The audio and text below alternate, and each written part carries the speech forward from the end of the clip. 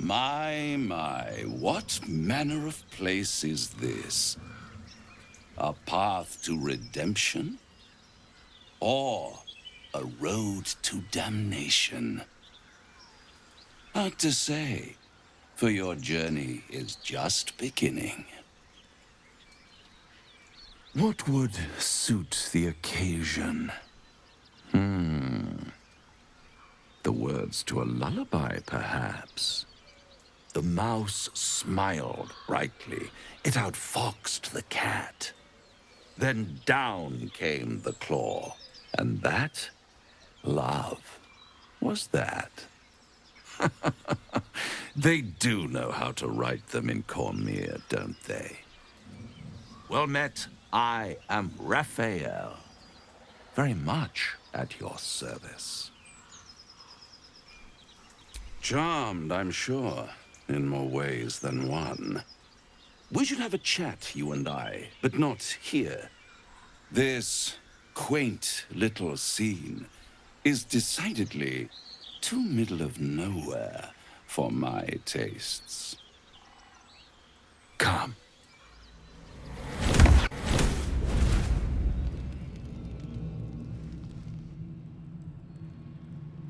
There, middle of somewhere.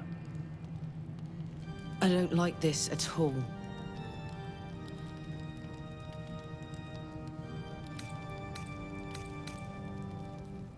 The House of Hope, where the tired come to rest and the famished come to feed lavishly.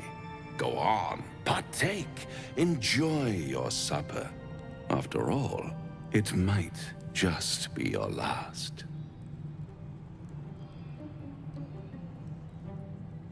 Call it a ninth sense.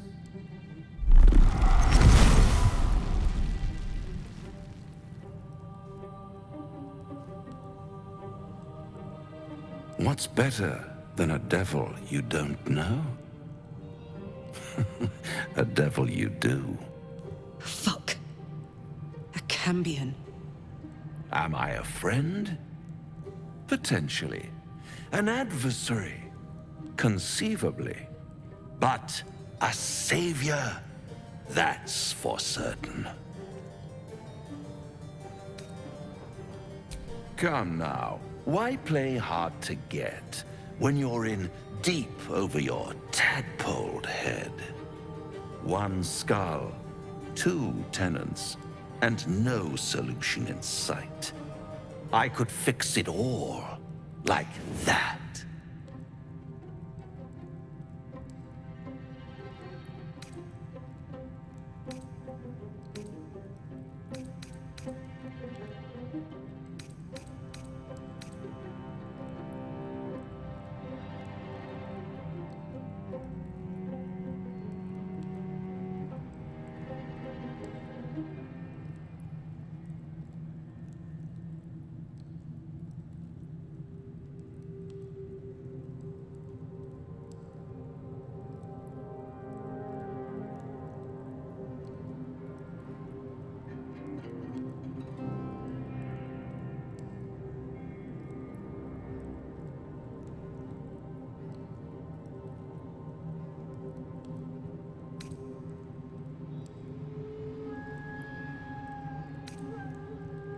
And what is madness but a denial of reality?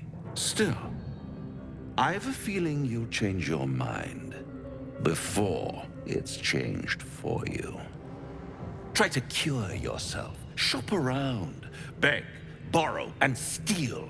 Exhaust every possibility until none are left. And when hope has been whittled down to the very marrow of despair, that's when you'll come knocking on my door. Hope. Such a tease. That's what separates us from the devils, soldier. They think our greatest strength is a weakness.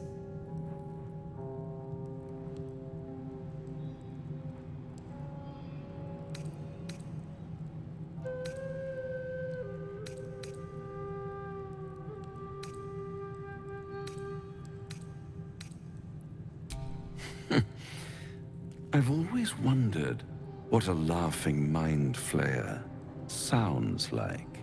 All those pretty little symptoms, sundering skin, dissolving guts, they haven't manifested yet, have they? One might say you're a paragon of luck. I'll be there when it runs out.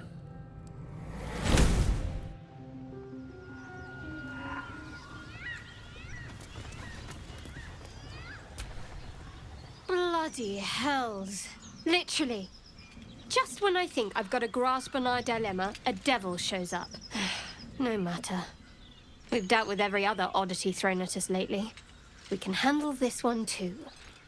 Now, as for this Raphael, he knows our secret. He claims he can help. What do you make of him?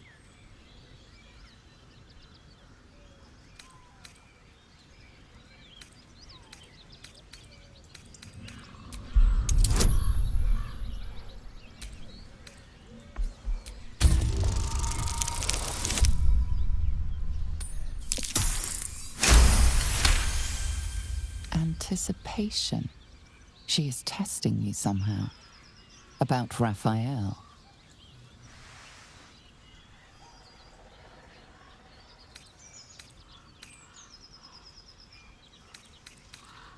Actually, yes, you're right.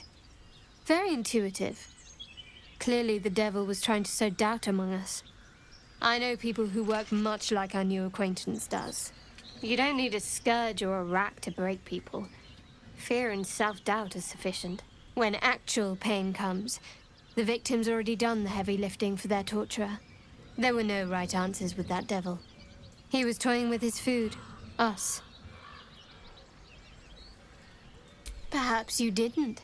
See? Sowing doubt is an old trick. Watch out for it.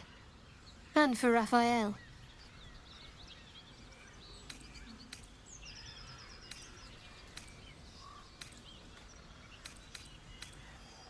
You could say that. And yes, I still have it. Because it's important to my goddess. I was part of a group sent to claim the artifact in her name. And I'm the only survivor. I worship Shah, the mistress of the night. It's my mission to deliver the artifact to her secret cloister in Baldur's Gate. It hurts.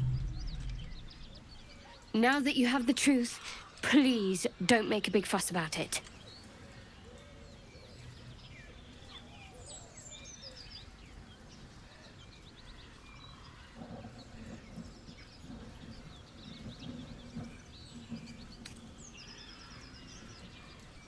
Secrecy is everything for Shah's children. It is our code, our creed, our shield. I even keep secrets from myself. I had my memories suppressed, so that nothing I know could be used against the Dark Lady. Once I prove myself, my memories will be restored. I'm not sorry I kept this from you. Not one bit. Though, perhaps that might change, if you can show an open mind.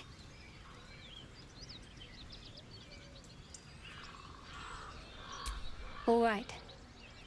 As I said, Shah is my patron, my mistress, goddess of darkness and loss. I assume you've heard of her? My Lady Shah is the Night Singer, the patron of darkness and loss. Most fear the dark, like children, because in darkness they see their fears reflected. But Shah teaches us to step beyond fear. Beyond loss. In darkness, we do not hide. We act. Pain, hope, the promise of better days. All of these are heavy cloaks that bend our backs and burden our hearts. We shed those cloaks. Before Shah, we stand gloriously naked, beyond the vanities of mortals.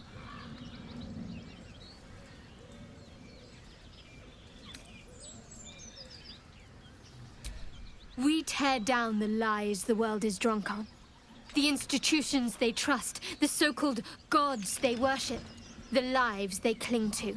We destroy false idols, topple corrupt organizations, fight heretics wherever they're found. There's often suffering, death even. Many people break before they embrace Shah's truths.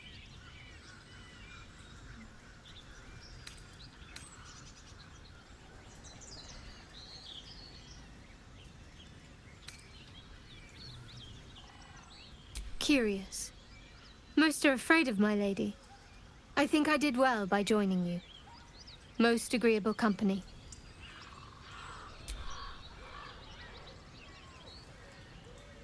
The wound on my hand.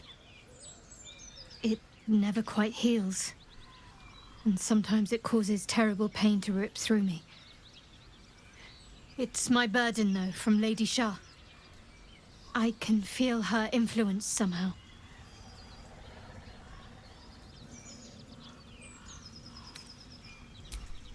I cannot say. Not with what I can recall. But even then, it would not be for me to question her will. Lady Shah has her reasons.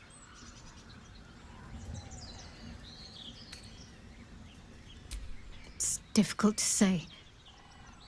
Sometimes I wonder if it's supposed to be guiding me, punishing me, testing me. But perhaps it's none of those. Perhaps it's completely random. I'd like to hope there's more to it than that. Some meaning that Lady Shah will reveal to me when the time is right. Until then, all I can do is endure.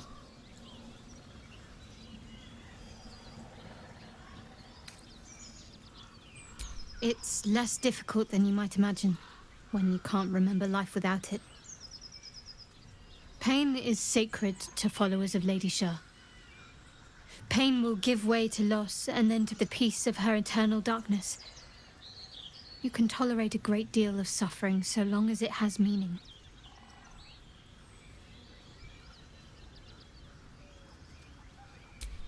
I'll try my best. But secrecy is ingrained in me. Lady Shah considers it greater protection than any shield or armor.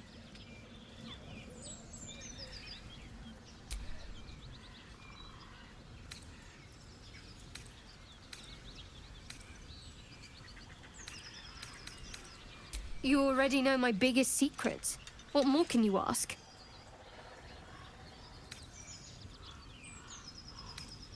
She took me in when no one else would. Without her, I wouldn't be alive. She's my mother. She nurtures me, cares for me, loves me. Don't believe the lies the Selûnites tell.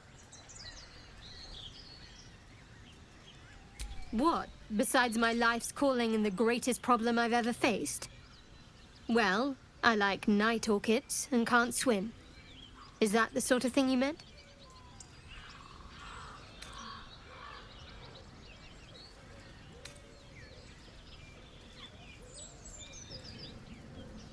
It's a deal.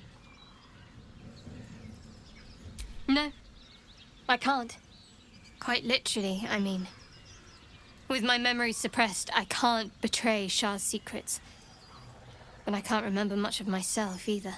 If I manage to return to Baldur's Gate and fulfill Shah's mission, then my memories will be restored. Of course. It is an act of faith, not to be undertaken lightly. Shah will reward me when I succeed.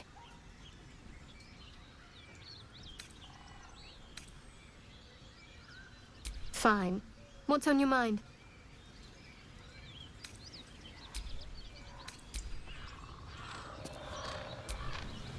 Do you feel as flattered as I do? Invited to dine with a devil.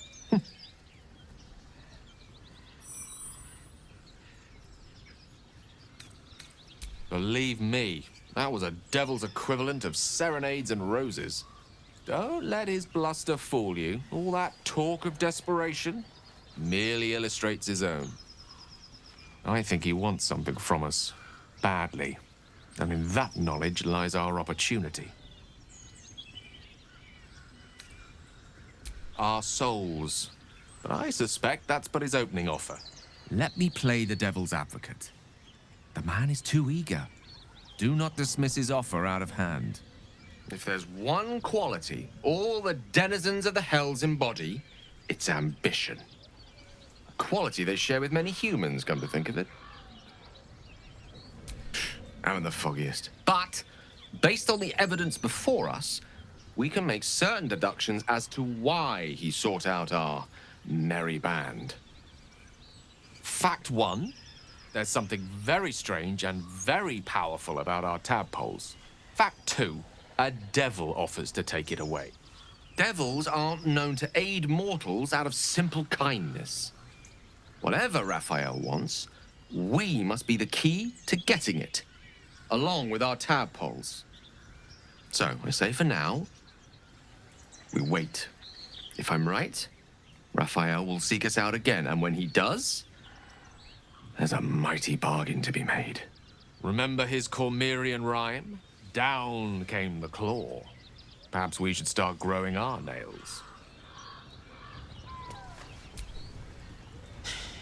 Can't believe that devil just took us into the Hells with a snap of his fingers. If I see him again, I'll wring his neck.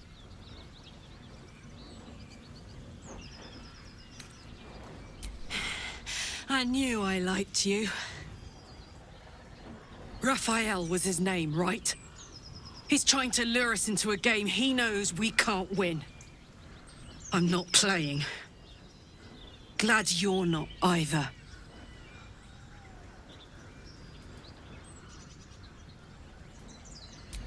First things first, I need to get this engine tuned up.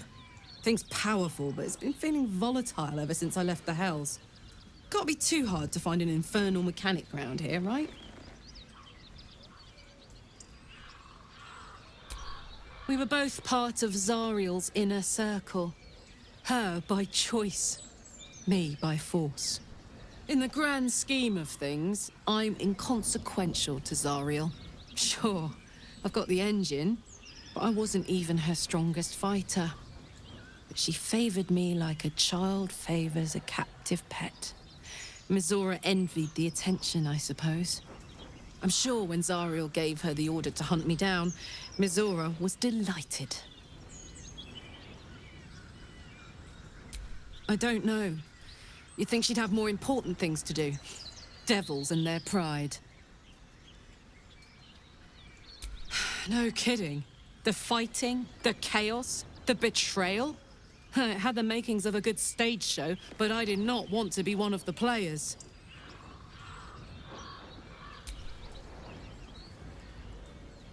You really did it, huh? Not worried about adding more illithid into the mix? Well, what can I say? You look fine, smell fine, seem fine. And yet, you're more Mind Flayer than ever. Hope you don't expect me to follow your lead in this.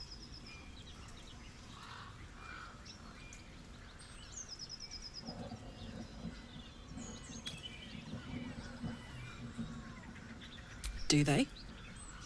I'm not sure either of us can say one way or the other. We don't know what the costs might be just yet.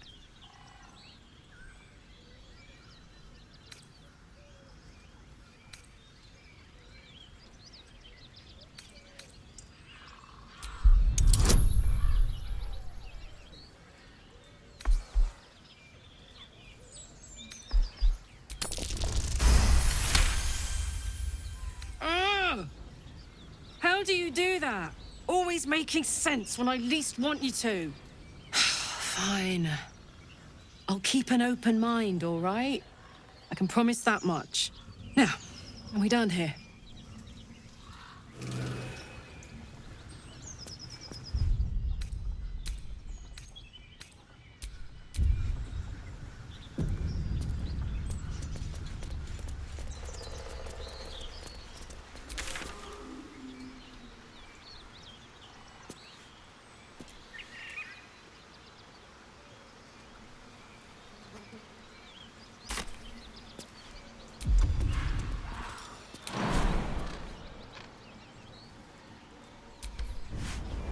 don't suppose you've any clue where we are in relation to Waterdeep?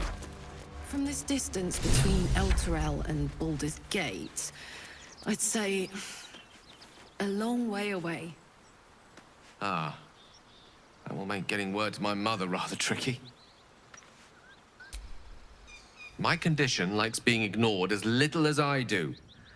I must consume another artifact. And soon.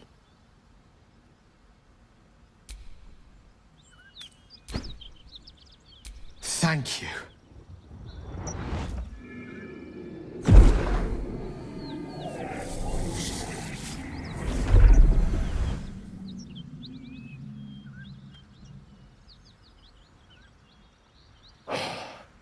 Good gods. It hardly has any effect. Oh, Mistra, have mercy on us all. Listen, I need to speak to you, to all of you. It would be unconscionable of me to remain silent. I might just be about to remedy that. You have to know who I was. You have to know who I really am. What I am is a walking shadow of the promise I once held. I'm what one might call a wizard prodigy. Who from an early age could not only control the weave, but compose it. Much like a musician or a poet. Such was my skill that it earned me the attention of the mother of magic herself. The Lady of Mysteries. The goddess Mistra. She revealed herself to me and she became my teacher. In time, she became my muse. And later, even my lover.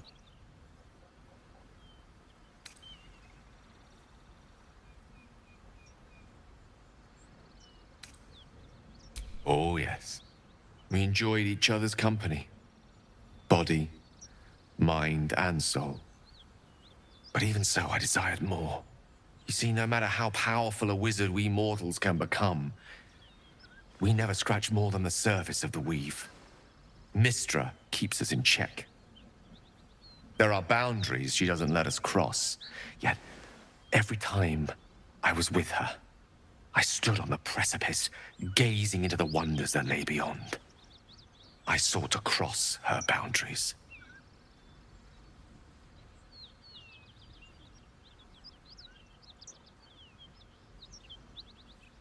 I tried to convince her. I pouted. I pleaded. Swore my ambition was only to serve her better.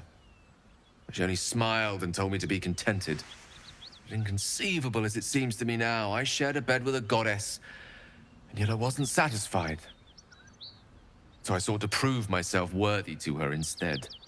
We come now to the crux of my folly. Shall I share the story behind it, or would you rather head straight to its sordid finale? Very well. Here goes. Once upon a very long time ago, a mighty lord lived in a tower. A flying tower, to be precise. I'll save his history for another time, but the gist of it is that he sought to usurp the goddess of magic so that he could become a god himself. And he almost managed, but not quite. And his entire empire, Netheril, came crashing down around him as he turned to stone. The magic that was unleashed that day was phenomenal. Roiling like the prime chaos that outdates creation. Even the weave itself could not withstand the onslaught. It fractured, then shattered, and all magic was lost to the mortal realms, until the day Mistra returned. She restored the weave, reuniting all its scattered shards. Or so I thought. Until, in the course of my studies, I learned of a book. A Netherese tome in which a piece of the fractured weave had been sealed beyond her reach. What if, I thought, what if, after all this time, I could return this lost part of herself to the goddess?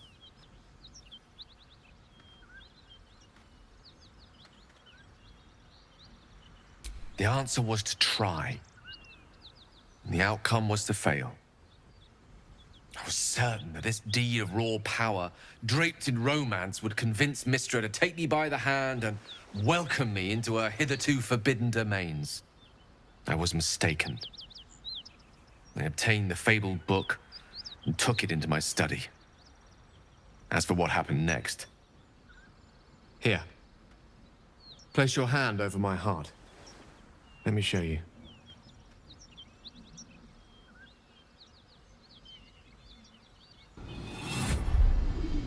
You feel the tadpole quiver as you realize Gale is letting you into the dark. You see through Gale's eyes, staring down the corridors of a dread memory. A book, bound, and suddenly opened. Inside there are no pages, only a swirling mass of blackest weave that pounces. Its teeth, its claws, it's unstoppable as it digs through and becomes part of you. And God's is it ever hungry.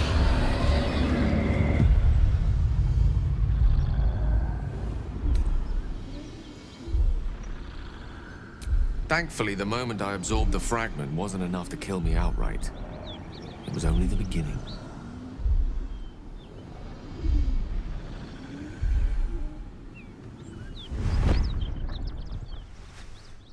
This Netherese blight, this orb, for lack of a better word, is balled up inside my chest. And it needs to be fed. As long as I absorb traces of the weave from potent enough sources, it remains quiet. Were it ever to fully destabilize, however.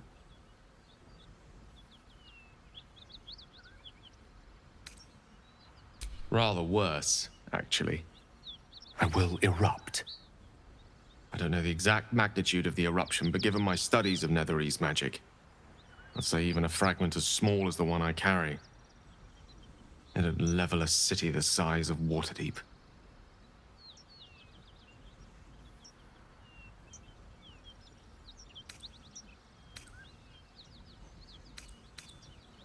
We might chance upon a king's collection of magical artifacts around the corner. We might cross paths with a miracle round the bend. Then again, we might not. All of this, it must feel like a betrayal. Say the word, and we'll part ways.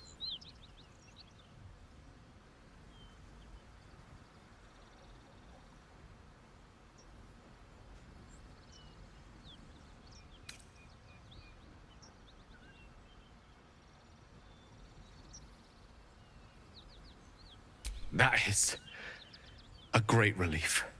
Oh, a great relief indeed. You truly are a soul that steals my own. From all my new rallied heart, I thank you. I thank you all. I understand if you stand against me.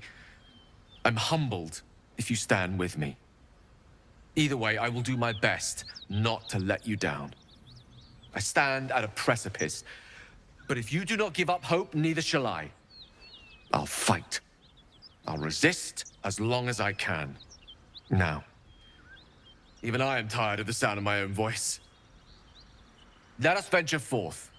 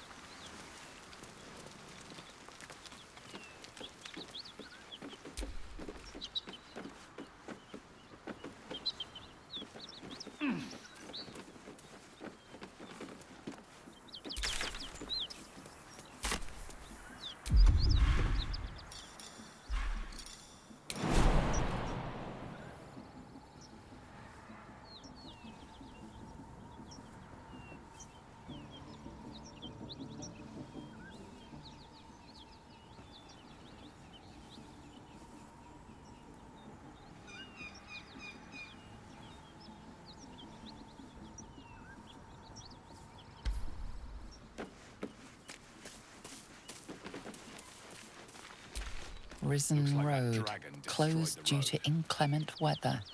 Seek marked detour.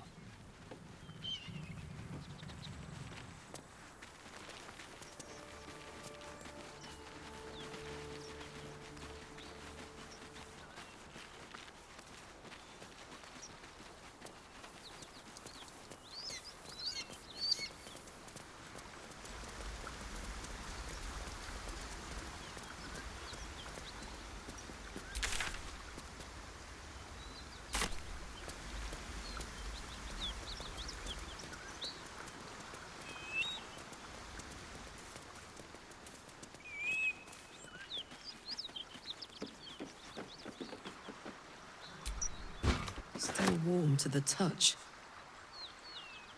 A dragon is clearly not to be trifled with.